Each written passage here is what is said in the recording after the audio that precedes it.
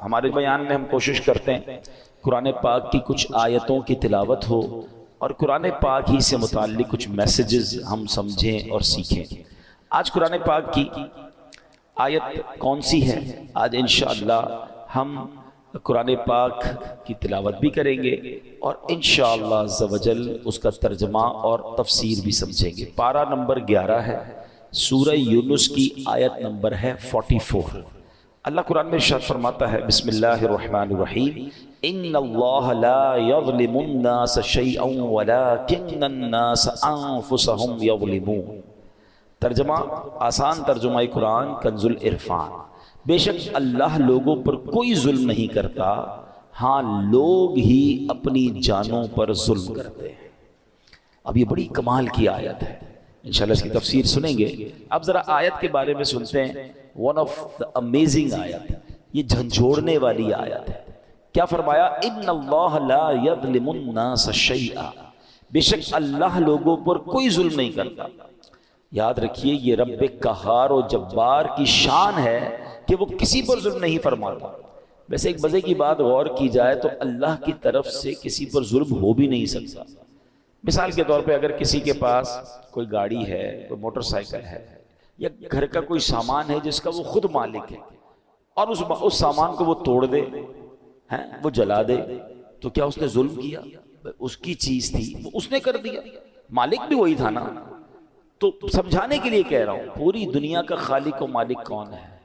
ذرہ ذرہ اللہ کا ہے نا، اس کی مرضی، وہ جس چیز کے ساتھ جو بھی کرے وہ بھی تو ظلم نہیں ہے نا۔ اس کا جب مالک ہی وہی ہے، اس کا خالق وہی ہے، اس کا یوں سمجھیے سب کچھ اسی کا ہے، تو بھائی جس کا سب کچھ ہو، اس کی مرضی، وہ جو چاہے کرے، وہ ظلم کہاں سے ہو گیا؟ مگر سبحان اللہ، اس کی شان کریمی دیکھیں کہ اس نے سبحان اللہ اپنی ذات پر، اپنی رحمت پر یہ مقرر فرما لیا کہ کسی بھی شخص کو بے قصور سزا نہیں دی جائے گی۔ لیکن ایک بات یاد رکھیے، حدیث پاک میں آتا ہے اگر اللہ پاک اولین و آخرین سب لوگوں کو جہنم میں ڈال دے تب بھی یہ ظلم نہیں ہے، وہ خالق ہے نا۔ لیکن اس نے اپنی رحمت کے ذمے پر کیا دیا کہ کسی بھی شخص کو بے قصور سزا نہیں دی جائے گی۔ اللہ قرآن میں فرماتا ہے ان اللہ لا یظلم الناس شیئا، بے شک اللہ لوگوں پر کوئی ظلم نہیں کرتا، یعنی اللہ پاک کسی بھی شخص کو بے قصور سزا نہیں دیتا، وہ تو انتہائی مہربان رحم والا ہے، وہ ہمیشہ اپنے بندوں پر عطائیں ہی فرماتا ہے۔ دیکھیں نا، رمضان آتا ہے، روزانہ افطار کے وقت 10 لاکھ گناہ گاروں کو جہنم سے آزاد فرماتا ہے۔ شب قدر آتی ہے، ایک رات 1000 مہینوں سے بہتر رات ہے، چاند رات عید کی آتی ہے جسے لیلۃ الجائزہ کہتے ہیں۔ فرمایا پورے رمضان میں جتنے بخشیں اللہ اس عوام کی تعداد کے مطابق ایک رات میں بخشش فرما دیتا ہے۔ اس کا مطلب یہ بار بار کیوں ہو رہا ہے؟ جمعے کا دن آتا ہے، ہر جمعہ ایک نیکی 70 نیکیوں کے برابر ہو جاتی ہے۔ جمعے کے دن ہر گھڑی بخشش کے پروانے تقسیم کیے جاتے ہیں۔ وہ تو رحمان ہے، وہ تو رحیم ہے، وہ چاہتا ہے ہم بخشے جائیں۔ اب یہ بندہ ہے جو اس بخشش کے راستے کو چھوڑ کر، اس رحمت کے راستے کو چھوڑ کر خود اپنے اوپر مصیبت ڈال دیتا ہے۔ وہ تو رحمان ہم پر رحمت فرمانا چاہتا ہے۔ اب سوال یہ پیدا ہوتا ہے کہ اگر اللہ پاک رحم ہی فرماتا ہے، کرم فرماتا ہے، تو پھر یہ دکھ، پریشانیاں، تکلیفیں جو آتی ہیں، پچھلی امتوں پر عذاب بھی آئے، پھر یہ سب کیسے؟ تو اگلا جز اس آیت کا کیا پڑھا ہم نے؟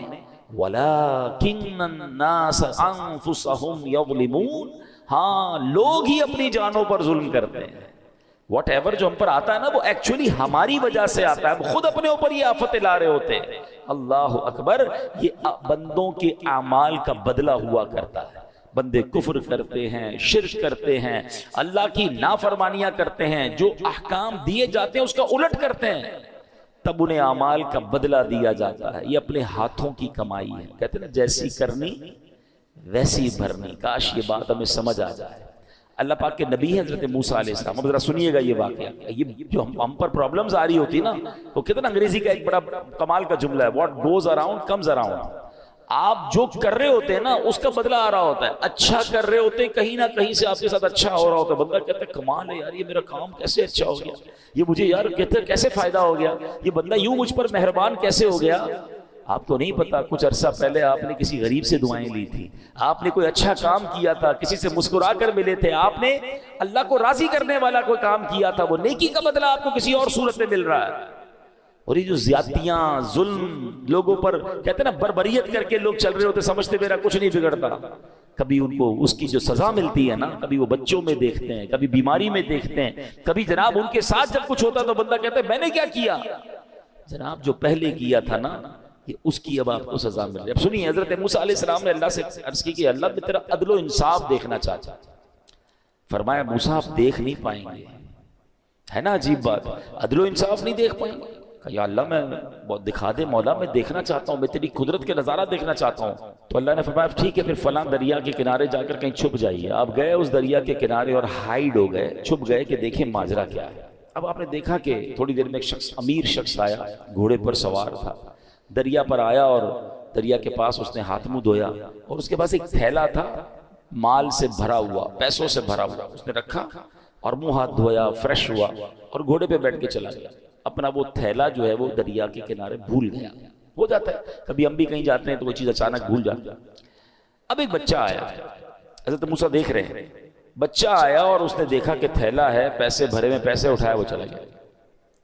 تھوڑی دیر ہوئی تو ایک اور شخص آیا جو کہ اندھا تھا اور وہ آ کر دریا کے کنارے لیٹ گیا، آرام کرنے لگا۔ اب اس امیر شخص کو یاد آیا کہ میرا تو تھیلا رہ گیا تھا۔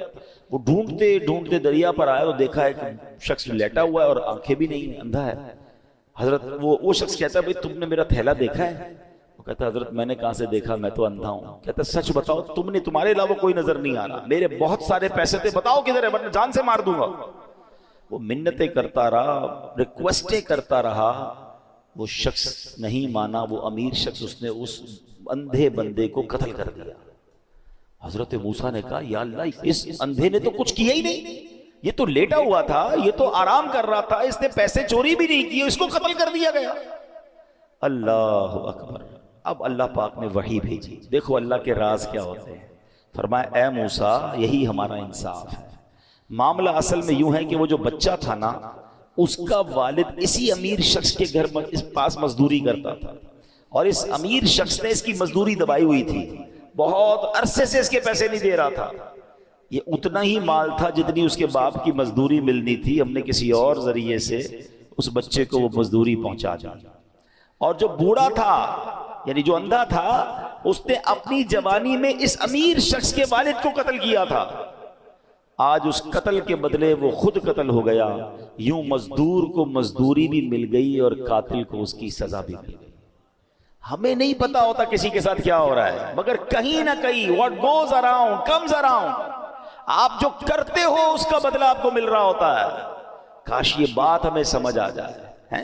ایسا نہیں کہ کوئی بندہ ظلم کر کے کہ بھائی اس کو میں نے خود کسی اور پرانے معاملے کی سزا دے دی، یہ ہمارا کام نہیں ہے، یہ اللہ کے راز ہیں۔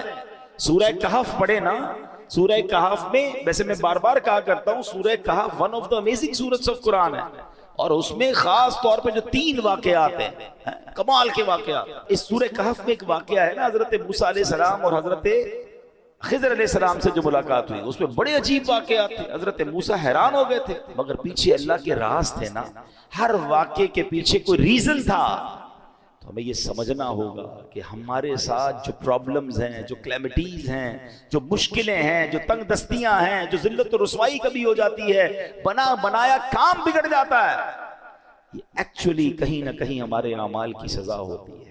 یہ ہماری غلطیوں کا ہمیں خمیازہ بھگتنا پڑتا ہے۔ اللہ کسی پر ظلم نہیں کرتا، یہ بات ہمیشہ یاد رکھیے گا۔ مگر افسوس، آج لوگ جب کوئی مشکل آئے تو معاذ اللہ اللہ کی بارگاہ میں شکوے کر رہے ہوتے ہیں، اور بعض اوقات ایسے جملے کہہ دیتے ہیں جو کفریہ جملے ہوتے ہیں۔ اللہ تو ہماری سنتا ہی نہیں ہے، پتہ نہیں ہمارے ساتھ ہی مشکل ہوتی ہے، ہماری تو دعا قبول ہی نہیں ہوتی ہے، پتہ نہیں کیا قصور کر دیا۔ اللہ کے بندے یہ کہہ کیسے سکتے ہو آپ اور میں کہ ہم نے قصور کیا کر دیا؟ صبح و شام قصور کر رہے ہیں، ہم تو سراپا قصور ہیں۔ سچ بات بتاؤں، اگر مجھے اور آپ کو ہمارے اعمال کی سزا ملنا شروع ہو جائے نا تو ہم تو مارے گئے۔ مجھے ایک بات بتائیں، اللہ نے آنکھیں کس لیے دی ہیں؟ کیا آنکھیں اس لیے دی ہیں کہ اس سے حرام دیکھا جائے؟ انصاف تو یہ ہوتا کہ بندہ حرام دیکھتا تو اندھا کر دیا جاتا۔ بھائی آنکھیں دی تو نہیں تھی نا اس لیے۔ آپ کیا کرتے ہیں اپنے آفس میں؟ آپ نے کسی آفس کے بوائے کو موٹر سائیکل دی یا سفر کے لیے گاڑی دی یا موبائل فون دیا کہ بیٹا یہ کام ہے، تم اس چیز سے یہ کام کرنا، اور آپ کو تھوڑے دنوں بعد پتا چلے کہ جو میں نے فیسلٹی دی ہے وہ اس کام کو تو کر ہی نہیں رہا، میری فیسلٹی کو یوز کر رہا ہے مگر میرا کام تو کر نہیں رہا۔ آپ کیا کہیں گے؟ بھائی گاڑی واپس دو، موٹر سائیکل واپس. جب تم وہ کام ہی نہیں کر رہے میں جس چیز کے لیے میں نے تمہیں دی تو پھر کس بات کی تمہیں یہ سب فیسلٹی دوں؟ اللہ نے آنکھیں حرام دیکھنے کے لیے نہیں دی تھی. آنکھیں حرام دیکھتی وہ واپس لے لیتا نا. کان حرام سنتے تو بہرے ہو جاتے, ہاتھ ظلم کے لیے اٹھتے تو ہاتھ کٹ کر گر جاتا, پیر حرام کی طرف جاتا, اللہ کی نافرمانی کی طرف جاتا, میں اور آپ لنگڑے ہو جاتے. ارے وہ تو سزا دے ہی نہیں رہا, بہت تھوڑی میں جان چھوٹ رہی ہے, اور بندہ کہتا ہے پتہ نہیں کیا قصور کر لیا. اس سے پوچھو بھائی نماز 5 ٹائم پڑھتے ہو؟ نہیں وہ تو کبھی کبھی قضا ہو جاتی ہے. پھر کہتے ہو کیا قصور کر لیا؟ مطلب ہمارا تو دن رات قصور میں ہے. پھر یہ جملہ کیسے زبان پر آتا ہے؟ شکوہ نہیں. وین ایور کوئی پرابلم آئے اپنے آپ کو ریئلائز اسکین کرنا شروع کر دو کہ کیا غلطی ہو گئی بھائی, کیا مشکل ہو گئی, میں نے ایسا کیا کر دیا. فوراً توبہ, فوراً استغفار, فوراً اللہ کی طرف رجوع کریں. پھر دیکھیں انشاءاللہ رحمتوں کے دروازے پھر کھل جائیں گے. اللہ اکبر. ایک بار مسلمانوں کے پہلے خلیفہ حضرت ابو بکر صدیق رضی اللہ تعالیٰ عنہ نے بارگاہ رسالت میں عرض کی. اللہ پاک قرآن میں فرماتا ہے جو کوئی برائی کرے گا اسے اس کا بدلہ دیا جائے گا. تو حضرت ابو بکر نے کہا حضور ذرا یہ آیت کے بارے میں بتائیں, اس کا مطلب کیا ہے؟ تو نبی پاک نے فرمایا غفر اللہ لکا یا ابا بکر, اے ابو بکر اللہ پاک تیری بخشش فرمائے. اے ابو بکر کیا لوگ بیمار نہیں ہوتے؟ کیا انہیں رنج نہیں پہنچتا؟ کیا وہ غمگین نہیں ہوتے؟ کیا پریشانیاں نہیں آتی؟ عرض کیا کیوں نہیں, یہ تو سب کچھ ہوتا ہے. فرمایا فَهُوَا مَا تُجْزَوْنَ بِهِ, بس یہ ان کے اعمال ہی کا تو بدلہ ہے. یہ جو بیماری آئی, ٹینشن آئی, غم آیا, خوف آیا, کاش ہم یہ بات سمجھ جائیں. میرے پیارے اسلامی بھائیوں, اب ذرا ایک بڑی کمال کی حدیث ہے. تقریباً ہر جمعہ کے خطبے میں یہ حدیث ہم سنتے ہیں. بس اللہ کرے ہم سمجھنے والے بنے, میسج لینے والے بنے. کیا حدیث پاک ہے؟ نبی پاک علیہ السلام فرماتے ہیں البر لا یبلا, نیکی کبھی پرانی نہیں ہوتی. والذنب لا ینسا, گناہ بھلایا نہیں جاتا. والدیان لا یموت, اور بدلہ دینے والی ذات یعنی جس نے ڈیسیشن کرنا ہے, جس نے اعمال کا فیصلہ کرنا ہے, اسے موت نہیں آتی. میں اور آپ نیکی کر کے بھول جاتے ہیں مگر نیکی باقی رہتی ہے. میں اور آپ گناہ کر کے بھول جاتے ہیں مگر گناہ بھی بھلایا نہیں جاتا, وہ بھی لکھا ہوا ہے. اور ایک دن آئے گا جب ڈیسیشن لیا جائے گا, اور جس نے ڈیسیشن لینا ہے, جس نے فیصلہ کرنا ہے, والدیان لا یموت, بدلہ دینے والی ذات یعنی اللہ کو موت نہیں آتی. مگر اس حدیث کا جو اگلا پارٹ ہے نا, وہ ہمارا ٹاپک یہی ہے اعمل ما شئت کما تدین تدان, جو چاہو کرو. اعمل ما شئت, جو دل چاہتا کرو. کما تدین تدان, پھر جیسی کرو گے نا ویسا ہی اس کا اجر پاؤ گے, ویسا ہی اس کا بدلہ ملنا. ٹٹ فور ٹٹ ہے نا, جیسی کرنی ویسی بھرنی. وہ کہتے ہیں نا فارسی شاعر, گندم ز گندم جو ز جو, از مکافات عمل غافل مشو. کہتے ہیں گندم بیج کر گندم ہی کاٹو گے, جو جب ڈالو گے بیج تو جو ہی کاٹو گے. دنیا میں مکافات عمل ہیں, یعنی جیسی کرنی ویسی بھرنی والا قانون جاری ہے. اس سے غفلت مت کرو. ہاں کریں غلط کام اور کہتے ہیں بھائی جنت میں جانا ہے. اب پہلے غلط کام تو چھوڑے نا, حرام کو تو چھوڑے. سید اعلیٰ حضرت بڑا کمال کا شعر لکھتے ہیں. آپ فرماتے کام زندہ کے کیے اور ہمیں, زندہ کہتے ہیں جیل, یہاں مراد کیا؟ جہنم. کام کدھر کے کیے جانے کے؟ جہنم میں جانے کے. کام زندہ کے کیے اور ہمیں شوق گلزار ہے کیا ہونا ہے.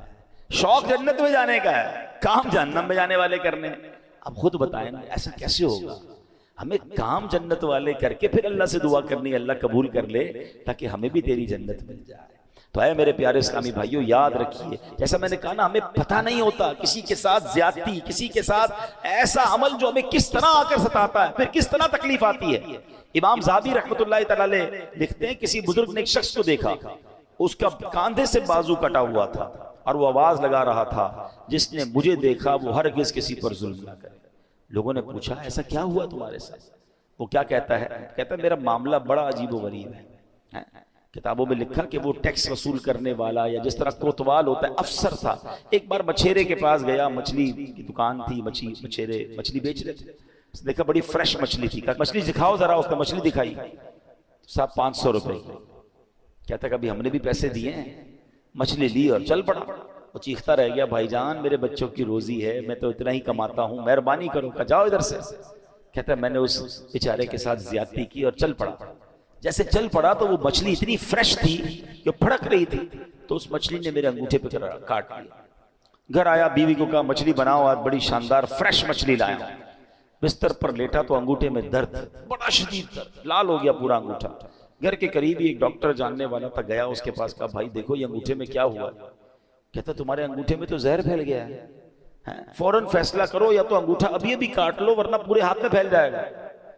کہتا میں مرتا کیا نہ کرتا، روتے روتے انگوٹھا کٹوایا، پٹی بندھوائی۔ گھر آیا تو بیوی نے کہا مچھلی کا نہیں کھانی مجھے مچھلی، میرا انگوٹھا ہی کٹ گیا۔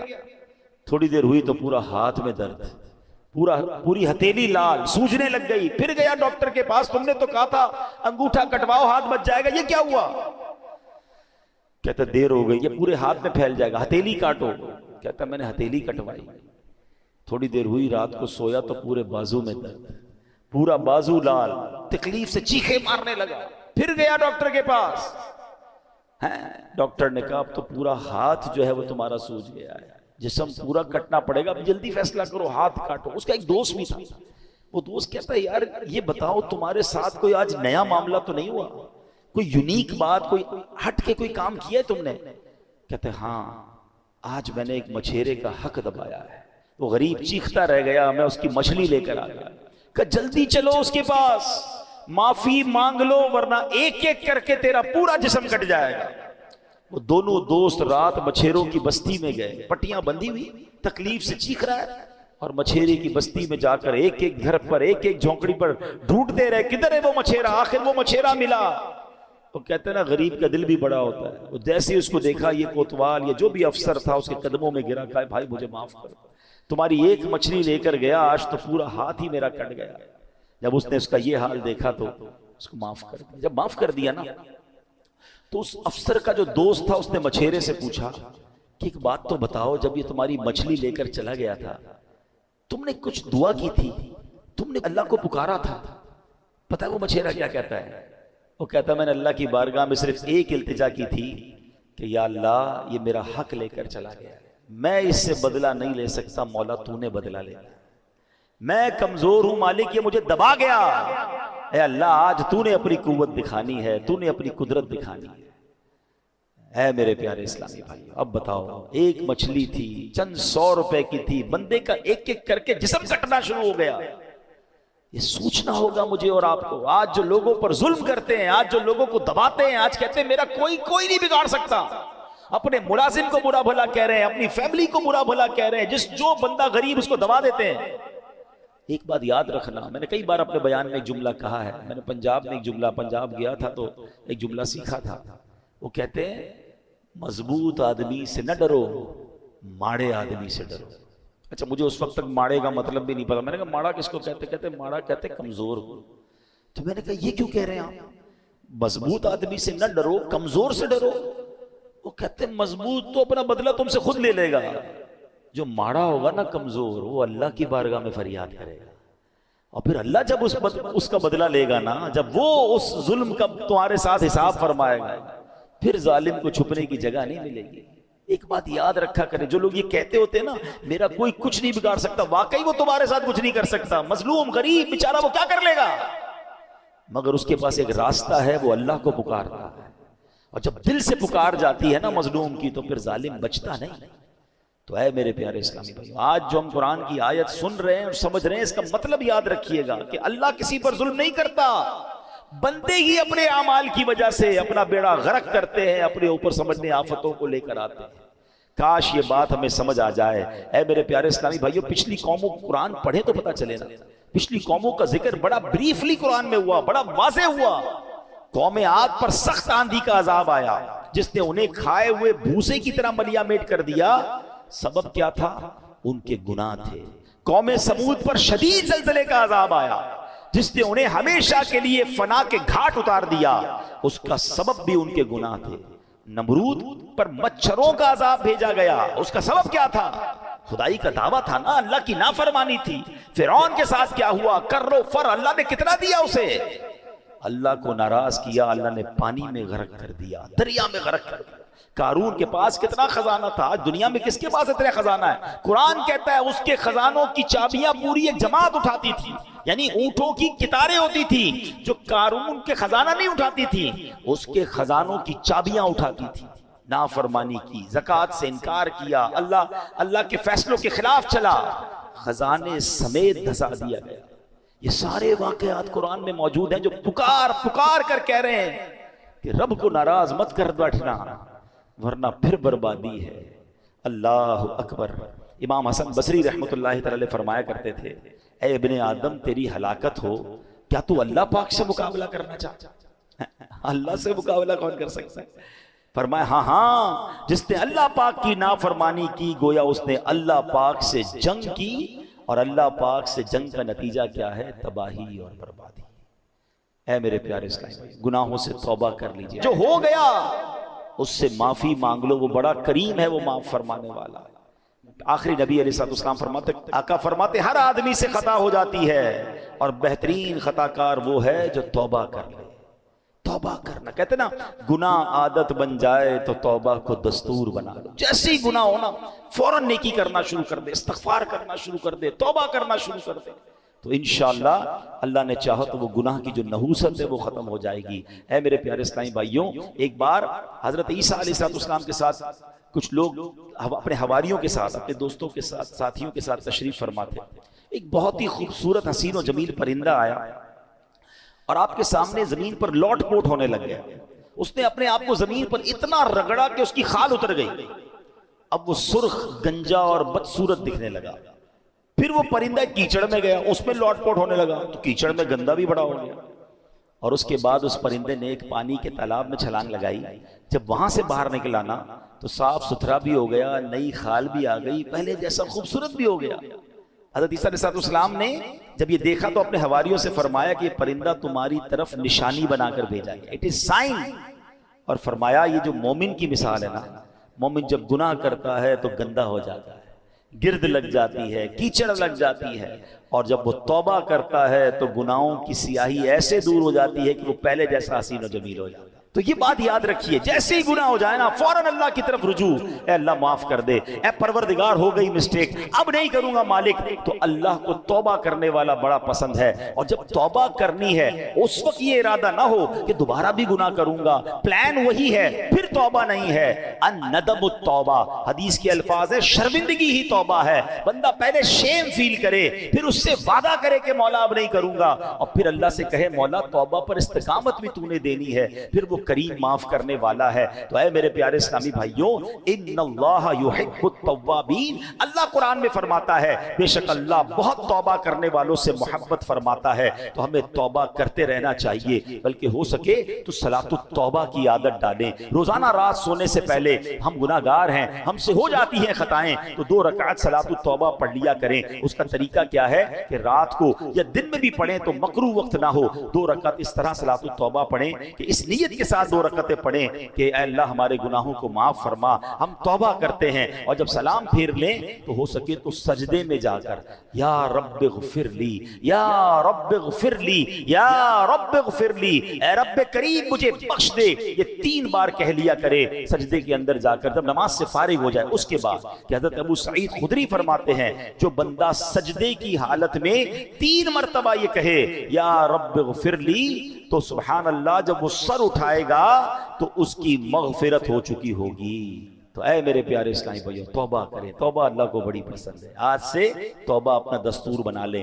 ہاں مگر ایک بات یاد رکھیے، یہ جو توبہ کرنی ہے، صلاۃ التوبہ پڑھنی ہے یا استغفار پڑھنا ہے، اس سے صغیرہ گناہ معاف ہوتے ہیں، مگر جو کبیرہ گناہ ہے نا، مثلا نماز قضا کرنا، یا اللہ نہ کرے کوئی شراب پیتا ہے، کسی کو ناحق تکلیف دیتا ہے، تو اس کے لیے توبہ کرنا بھی ضروری ہے۔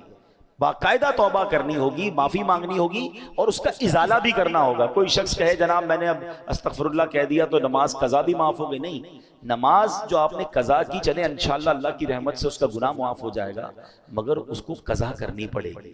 کسی پر زیادتی کی ہے، کوئی مال دبا لیا ہے، اسے لوٹانا ہوگا۔ ہاں اللہ کریم اپنی رحمت سے اس غلطی سے جو گناہ ہوا وہ معاف فرمانے والا ہے، تو توبہ بھی کرنی ہے۔ آج کے بعد ایک نیت کرنے کہ بس آج کے بعد ہماری کوئی نماز قضا نہیں، آج کے بعد ہم حرام کاموں سے اپنے آپ کو بچائیں گے. چلے تو صحیح اللہ کے راستے کی طرف. اعمل ما شئت کما تدین تدان، کر لے جو کرنا ہے، جیسی کرے گا ویسی بھرے گا. سنی نا حدیث. تو اب انشاءاللہ جنت میں جانے والے کام کریں نا. اگر کسی سے زیادتی کر بیٹھے تو معافی مانگ لیں، غلطی ہو گئی ہے تو توبہ کر لیں. میرا رب بڑا کریم ہے، وہ معاف کرنے والا ہے. اللہ کریم مجھے اور آپ کو اپنی زندگی میں آج سے بہترین بدلاؤ لانے کی توفیق عطا فرمائے. آمین بجاہ النبی الامین صلی اللہ تعالی علیہ وسلم.